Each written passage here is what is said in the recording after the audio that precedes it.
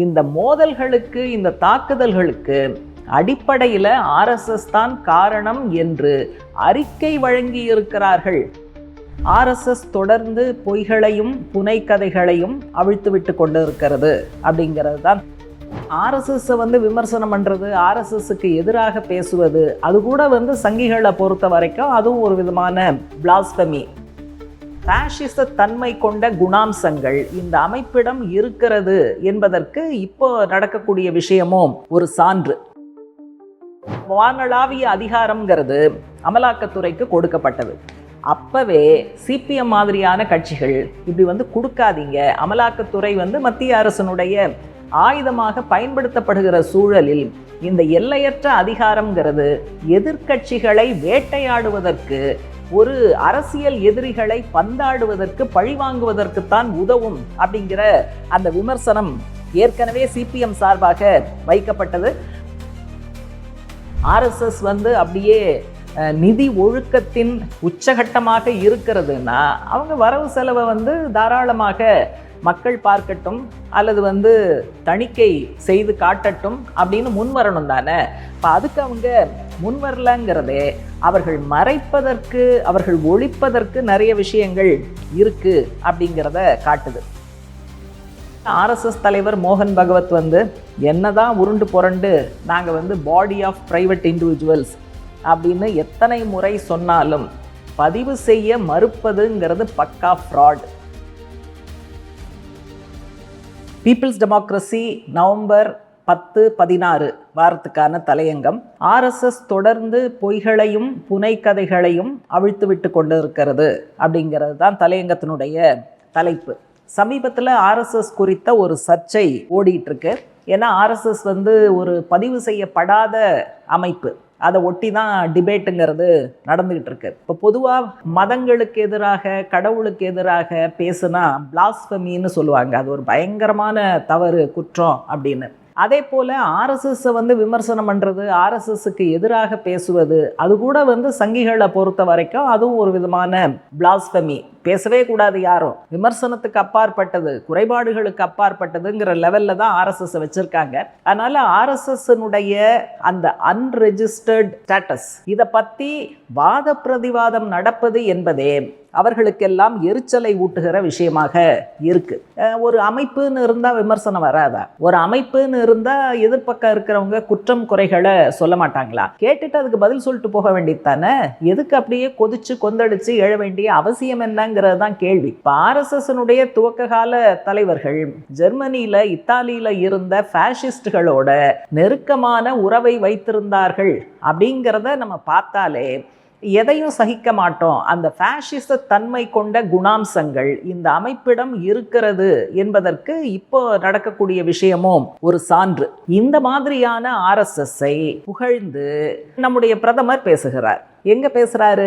RSS கூட்டத்தில் போய் பேசினா அது வேற விஷயம். ஆகஸ்ட் 15ஆம் தேதி சுதந்திர தினத்தன்று செங்கோட்டையில் கொடியேற்றிவிட்டு அவர் உரையாற்றுகிற போது ஆர்எஸ்எஸ் தேசத்திற்கு சேவை செய்கிறது, எக்ஸம்ப்ளரி சர்வீஸ், எக்ஸலன்ட் சர்வீஸ் அப்படியான வார்த்தைகளை அவர் பயன்படுத்துறாரு. ஆர்எஸ்எஸ்ங்கிற தன்னார்வ அமைப்பு அப்படின்லாம் அவர் பேசுறாரு. அப்போ அது ஒரு தன்னார்வ அமைப்புன்னு சொன்னா அது பதிவு செய்யப்படணுமா வேண்டாமா?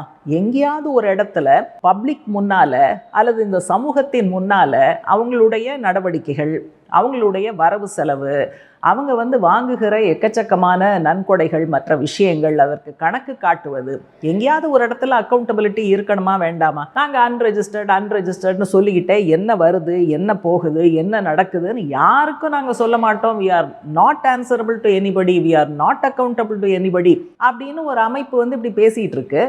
அதை சுதந்திர தின உரையில் அவ்வளவு பாராட்டி பிரதமர் பேசுகிறார். இந்த விமர்சனம் வந்த உடனே ஆர்எஸ்எஸ்னுடைய தலைவர் மோகன் பகவத் என்ன சொல்றாரு? நாங்கள் ரெஜிஸ்டர்ட் பாடி இல்லை, அதுக்கு விளக்கம் பின்னால் கொடுக்குறாரு. அப்போ நீங்கள் யார்? ஆர்எஸ்எஸ் என்ன அப்படின்னா பாடி ஆஃப் பிரைவேட் இண்டிவிஜுவல்ஸ், தனிநபர்களை கொண்ட அமைப்பு. அப்படின்னா என்ன அர்த்தம்? நம்ம போய் சுப்ரீம் கோர்ட் வழக்கறிஞர்கள் கிட்ட தான் கேட்கணும். பாடி ஆஃப் பிரைவேட் இண்டிவிஜுவல்ஸ், இந்த மாதிரி பாடி ஆஃப் பிரைவேட் இண்டிவிஜுவல்ஸ்க்கு ரெஜிஸ்ட்ரேஷன் தேவையில்லை அப்படின்னு ஒரு பதிலை சொல்லிட்டாரு. ஆனாலும் இந்த பதில் திருப்திகரமாக இல்லைங்கிறதுனால தொடர்ந்து கேள்விகள், தொடர்ந்து வினாக்கள், தொடர்ந்து கண்டனங்கள் வந்துக்கிட்டே இருந்தது. அப்புறம் வேறு வழி இல்லாமல் ஆர்எஸ்எஸ் தலைவர் மோகன் பகவத் வந்து இன்னும் கொஞ்சம் விளக்கம் கொடுக்க வேண்டி இருந்தது. எப்போ கொடுத்தாரு? நவம்பர் 9 பெங்களூரில் ஒரு மீட்டிங் நடக்குது. அது வந்து ஆர்எஸ்எஸ்னுடைய 100 பயணம் குறித்த அவருடைய உரை. அப்போ அதில் அவர் பயங்கர கோபத்தோடு கேட்குறாரு, ஆர்எஸ்எஸ் வந்து எப்போ உருவாக்கப்பட்டது தெரியுமா? 1925 உருவாக்கப்பட்டுச்சு. அப்போ எந்த அரசாங்கம் இருந்தது? பிரிட்டிஷ் அரசாங்கம் இருந்தது. எங்கள் சங்கத்தினுடைய தலைவர் கேபி ஹெக்டேவார் அவர் வந்து பிரிட்டிஷ் அரசாங்கத்தை எதிர்த்து வீரமாக போர் புரிஞ்சுக்கிட்டு இருந்த நேரத்தில் நாங்கள் போய் பிரிட்டிஷ் அரசாங்கத்துக்கிட்ட மனு போட்டு எங்கள் அமைப்பை வந்து பதிவு பண்ணுங்கன்னு சொல்லுவோமா? அது எப்படி சொல்ல முடியும்? வீரச்சமர் எங்கே புரிஞ்சாங்க, ஆர்எஸ்எஸ் வந்து சுதந்திர போராட்டத்தில் எங்கே இருந்ததுன்னா ரொம்ப வேடிக்கையான விஷயம். அதை நம்ம பின்னால் பார்ப்போம். ஆனால் இவர் இப்படி பேசுகிறார், எங்கள் தலைவர் வந்து போரிட்டு கொண்டு இருந்தார், எதிர்த்து கொண்டு இருந்தார். அந்த சமயத்தில் போய் நாங்கள் வந்து பிரிட்டிஷ் அரசாங்கத்துக்கிட்ட ரெஜிஸ்ட்ரேஷனுக்கு நாங்கள் எப்படி அப்ளை பண்ண முடியும் அப்படின்னு. சரி, சுதந்திரத்துக்கு பிறகு என்ன? சுதந்திரத்திற்கு பிறகு இந்திய சட்டங்கள் இந்த மாதிரியான அமைப்புகள் கண்டிப்பாக பதிவு செய்யப்பட வேண்டும் அப்படின்னு ஒன்றும் ரூல் கொண்டு வரல. அப்படியான சட்டங்கள்ங்கிறது இல்லை. அன்ரெஜிஸ்டர்டாக இருந்தாலும் சட்ட ரீதியான அந்தஸ்து இருக்கிறதுங்கிறது தான் இந்திய சட்டங்கள் சொல்லுது. அது எந்த சட்டம் சொல்லுதுன்னு நம்ம தேட வேண்டியிருக்கு. ஆகவே ஆர்எஸ்எஸ் பதிவு செய்யப்படாத அமைப்பு, பதிவு செய்ய வேண்டிய அவசியமில்லை. இருந்தாலும் எங்களுக்கு சட்ட ரீதியான அந்தஸ்து உண்டு. We are a recognized organization. திரும்ப அந்த இடத்துல we are a body of individuals. இந்த விஷயங்களை தான் அவர் வந்து ரிப்பீட் பண்ணுறாரு. இப்போ ஹெக்டேவார் வந்து எப்போ சுதந்திர போராட்டத்தில் என்ன பண்ணார் அப்படிங்கிற கேள்வி வருது பார்த்தீங்களா? அதுக்கு நம்ம தேடினா ஒரே ஒரு பதில் தான் கிடைக்குது. நம்ம வந்து கல்லூரியில் லாஜிக் படிக்கும்போது, அது வந்து தலையங்கத்தில் இல்லை, நானாக சொல்கிறேன். லாஜிக் படிக்கும்போது ரொம்ப வரட்டுத்தனமான சில ஒப்பீடுகள் வரும். சில மனிதர்கள் வெஜிடேரியன், யானைகள் வெஜிடேரியன், ஆகவே யானைகளும் சில மனிதர்களும் சமம் அப்படின்லாம் லாஜிக்கில் வந்து ரூல் வரும். இப்போ இங்கே என்ன? அதே கதை தான். ஹெக்டேவார் காங்கிரஸோடு தொடர்பில் இருந்தார். காங்கிரஸ் சுதந்திர போராட்டத்தில் இருந்தது. எனவே ஹெக்டேவார் சுதந்திர போராட்டத்தில் இருந்தார். இதுதான் வந்து அந்த லாஜிக். இப்படிப்பட்ட ஒரு நம்ப முடியாத விஷயத்தை தான் மோகன் பகவத் நமக்கு முன்னால் வைத்து கொண்டு இருக்கிறார். நமக்கு ஆர்எஸ்எஸ்னுடைய அடிப்படை சித்தாந்தம், அடிப்படை இலக்கு என்னங்கிறது எல்லாருக்கும் தெரியும். அது ஒன்றும் ரகசியமே கிடையாது. ஹிந்து ராஷ்டிராங்கிறது தான். அந்த ஹிந்து ராஷ்டிராவில் 2 முழக்கங்கள் அவங்க முன்வைக்கிறாங்க. அனைத்து இந்துக்களையும் ஒன்று திரட்டுங்கள், இந்து மதத்தை இராணுவமயப்படுத்துங்கள் அப்படிங்கிறது தான் அவங்க சொல்லக்கூடிய விஷயம். ஹெக்டேவாரும் அதான் சொன்னார். அதுக்கு பிறகு கோல்வால்கரும் அதான் சொன்னார். அதனால தான் அவங்க வந்து இந்திய தேச விடுதலை போராட்டத்தில் சாதி, மதம், இனம், மொழி எல்லாவற்றையும் கடந்து மக்கள் ஒன்றுபட்டு நின்றார்கள் அப்படிங்கிறத அவங்களால ஏற்றுக்கவே முடியலை. அதனால் அவங்க சுதந்திர போராட்டத்தில் ஈடுபடலைங்கிறது மட்டும் இல்லை, சுதந்திர போராட்டத்தினுடைய அந்த மாஸ் கேரக்டர் அதையுமே அவங்களால ஏற்றுக்க முடியலை அப்படிங்கிறதும் நம்ம வந்து பல ஆவணங்களில் பார்த்துருக்கோம். இப்போ சமீபத்தில் பிஜேபி அதனுடைய அமைப்புகள் அவங்கெல்லாம் வந்து பயங்கரமாக அரசாங்கம் உள்பட என்ன சொன்னிச்சு, நாங்கள் வந்து இந்திய நாட்டில் இருக்கக்கூடிய நிதி முறைகேடுகளை எல்லாம் ஒழிக்க போகிறோம், இந்த வரி ஏய்ப்புகளை எல்லாம் நாங்கள் வந்து தடுக்க போகிறோம், இந்திய மக்களுக்கு சொந்தமான பணத்தை ஒரு பைசா கூட மிச்சம் வைக்காமல் அதையெல்லாம் நாங்கள் வந்து பறிமுதல் பண்ணுவோம், பண மோசடியை நாங்கள் தடுப்போம் அப்படின்னு எக்கச்சக்கமாக பேசினாங்க. பேசிட்டு அடுத்தது என்ன சொன்னாங்க, பண மோசடி சட்டம் அப்படின்னு ஒன்று இருக்குது, prevention of money laundering act, PMLA. அதை வந்து ஒரு ஆயுதமாக பயன்படுத்தினாங்க. எப்படி? அதை வந்து அமல்படுத்த வேண்டியது அமலாக்கத்துறையினுடைய பொறுப்பு. அமலாக்கத்துறைக்கு வானளாவிய அதிகாரம் கொடுத்தாங்க. ஒரு நிறுவனம் பணமோசடி செய்தது அல்லது ஒரு தனிநபர் பணமோசடி செய்தார் என்பதற்கு எள்ளளவு அல்லது எள்முனை அளவு ஆதாரம் இல்லை என்றாலும் அவங்கள அரெஸ்ட் பண்ண முடியும் அப்படிங்கிற அளவுக்கு வானளாவிய அதிகாரம்ங்கிறது அமலாக்கத்துறைக்கு கொடுக்கப்பட்டது.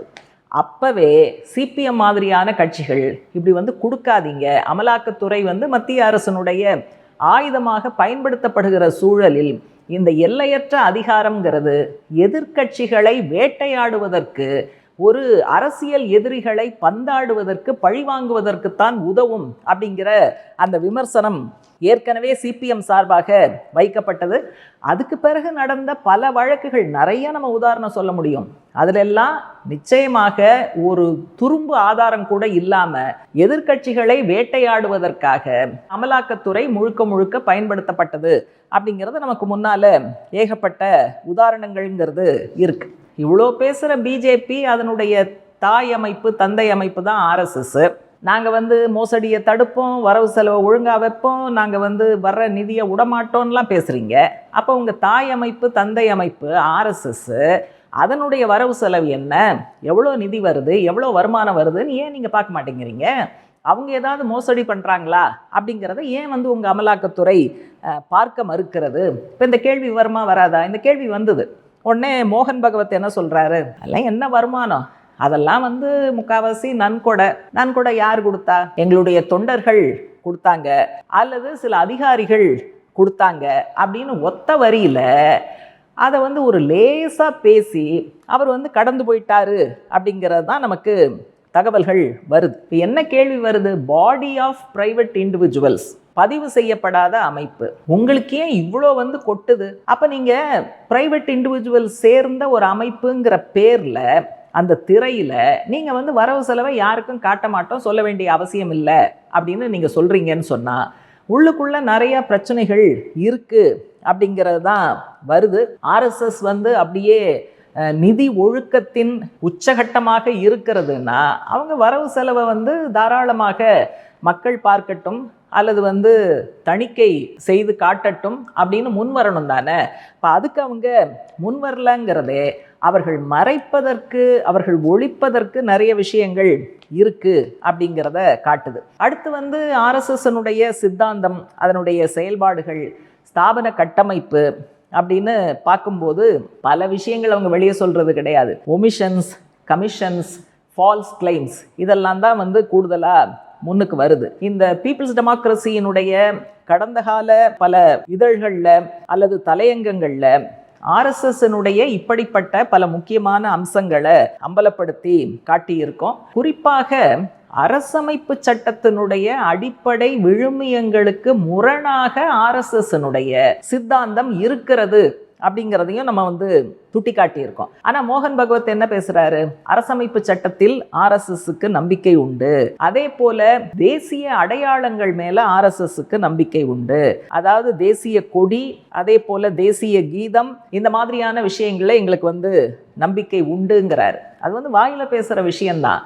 ஆனால் அந்த அமைப்பினுடைய எழுதி வைக்கப்பட்ட தத்துவம், சித்தாந்தம் அது மிக தெளிவாக அரசமைப்பு சட்டத்தினுடைய அடிப்படை விழுமியங்களுக்கு மாறாக, எதிராக, முரணாக இருக்கிறது அப்படிங்கிறது எல்லாருக்கும் தெரியும். இப்போ மோடியோட ஸ்பீச்சை நம்ம ஏற்கனவே ரெஃபர் பண்ணியிருந்தோம். செங்கோட்டையிலேருந்து அவர் பேசினது. RSS excellent record of service அப்படின்லாம் பேசினார். ஆனால் எதை அவர் பேச விட்டாருன்னாக்க, ஆர்எஸ்எஸ் தூண்டிவிட்டு நடந்த ஏராளமான மத மோதல்கள், மத கலவரங்கள், இதை அவர் சொல்ல மறந்துட்டார். சுதந்திர இந்தியாவில் ஒரு 5 பிரதான விசாரணை கமிஷன்கள், இந்த மத மோதல்கள் சம்பந்தமாக அமைக்கப்பட்ட 5 பிரதான விசாரணை கமிஷன்கள் இந்த மோதல்களுக்கு, இந்த தாக்குதல்களுக்கு அடிப்படையில் ஆர்எஸ்எஸ் தான் காரணம் என்று அறிக்கை வழங்கி இருக்கிறார்கள் அப்படிங்கிறத நம்ம மறக்கக்கூடாது. எது அந்த 5? ஒன்று 1969 அகமதாபாத் கலவரம், ஜக்மோகன் ரெட்டி அறிக்கை. 2வது 1970 பிவாண்டி கலகம் மோதல்கள், அதில் டிபி மதன் அறிக்கை. 3வது 1971 கேரளா தலசேரி கலவரம், அதில் ஜோசப் வித்யாத்தில் அவருடைய அறிக்கை. 4வதாக 1979 ஜாம்ஷெட்பூர் கலவரம், ஜிதேந்திர நாராயண் அறிக்கை. கடைசியாக 1982 கன்னியாகுமரி பி வேணுகோபால் அறிக்கை. இந்த 5 விசாரணை கமிஷன் அறிக்கைகளும் பட்டவர்த்தனமாக, வெளிப்படையாக இந்த பிரச்சனைகளுக்கு ஆர்எஸ்எஸும் அதனுடைய சித்தாந்தமும் ஒரு முக்கிய பங்கு வகித்திருக்கிறது இந்த கலவரங்களில் அப்படிங்கிறத அவங்க சுட்டிக்காட்டி இருக்காங்க. அது ஆவணங்கள் யார் வேணாலும் பார்க்கலாம். அது பப்ளிக் ரெக்கார்டில் தான் இருக்கு. பிரச்சனை என்னன்னு சொன்னா, ஆர்எஸ்எஸ் தேசியம் குறித்த அவர்களுடைய அடிப்படையான விளக்கம் சாவர்கர் இதெல்லாம் முன்வைத்து நிறைய எழுதியிருக்கிறார். அதுல யார் உண்மையான இந்தியர்கள் அல்லது இந்திய குடிமக்கள் அப்படின்னா என்ன தகுதினா, இந்தியாவை ஒரு 3 அம்சங்கள்ல மதிக்கணும்.